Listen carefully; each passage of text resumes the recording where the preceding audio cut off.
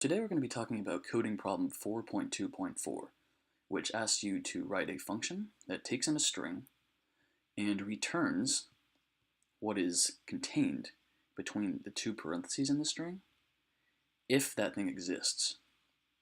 The instructions give you different edge cases that would return an empty string if the input string has no parentheses, if it only has one, or if the closed one occurs before the open parentheses.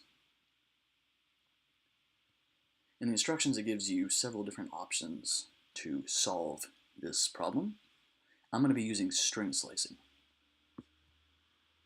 So we're going to write our function. I'm going to go through it. I'm going to talk about the thought process on how to solve it. We're going to talk about how to include these edge cases. And then finally, we're going to test our code to make sure it works and talk about why we get the output we do when we run our function with these test cases. So we're going to make our function header. It's going to take in a string. So the first thing we want to do in this problem is to check to make sure that there are two parentheses in the string. He tells you there will not be multiple open or closed parentheses. So the only condition in which we want to work with the string is if it contains one of each parentheses, right? We can deal with these using a conditional statement. And we can check for the existence of the parentheses in the string by doing this. If the open parentheses is located in the string and the closed parentheses is located in the string. We're going to go ahead and set up our else statement because if this conditional statement is false, if there are not exactly one of each parenthesis in the string, then that's one of the edge cases. And so in that circumstance, we want to return an empty string.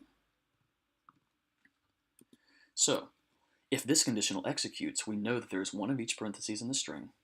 And so what we want to do now is find the location, the index of these parentheses, because it's going to be useful to us in two ways that I'll explain in a second.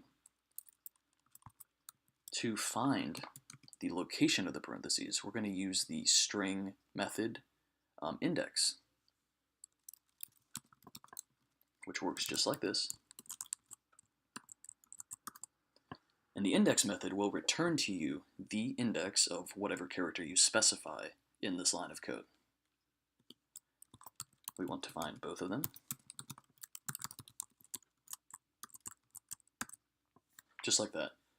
So the values of pair 1 and pair 2 are numbers that specify the index of these two characters. Now, why is this useful? Well, number one, knowing the location of the parentheses allows us to know where in the string to return the substring that we want for this function. The second reason that these variables are useful is because it allows us to check whether or not the open parentheses occurs before the close.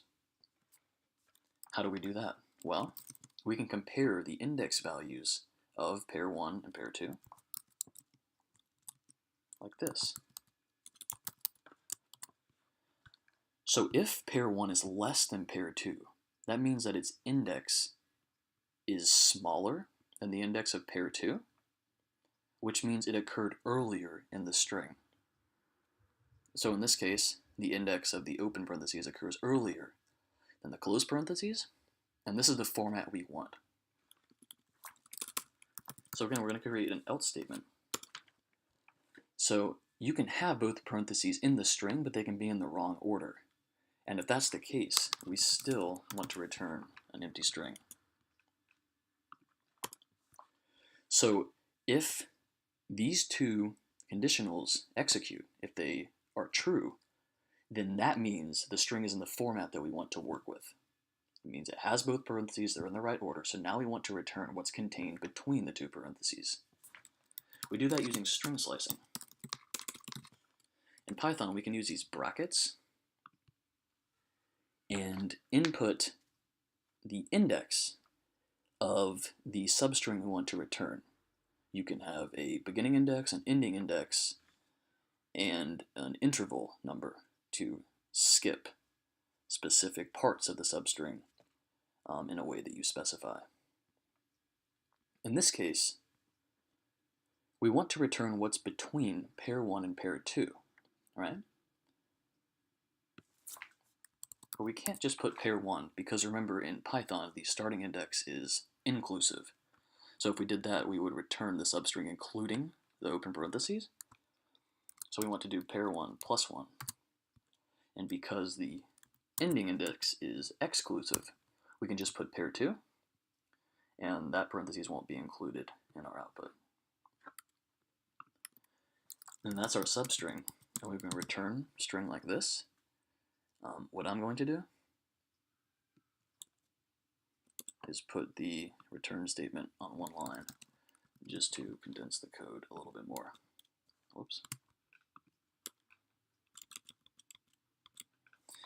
And this is our code for this problem. We checked the parentheses, we checked the order of the parentheses, and now we're returning the substring contained within the parentheses. So now we're going to run this code and see how it works for the test cases that are given to us.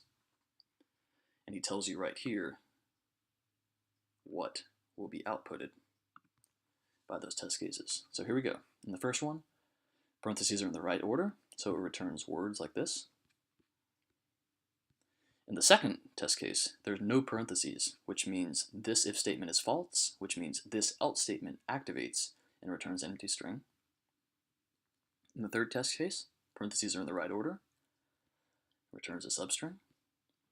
Fourth test case, only one parentheses, which means this statement is false, this statement executes, and it returns an empty string. Same as the next one, only one parentheses. In here, the closed parentheses occurs before the open one, which means that this conditional executes, but this one does not. So this else statement is activated, returning an empty string. And in the last case, we have the parentheses in the right order, and so we return an exclamation mark.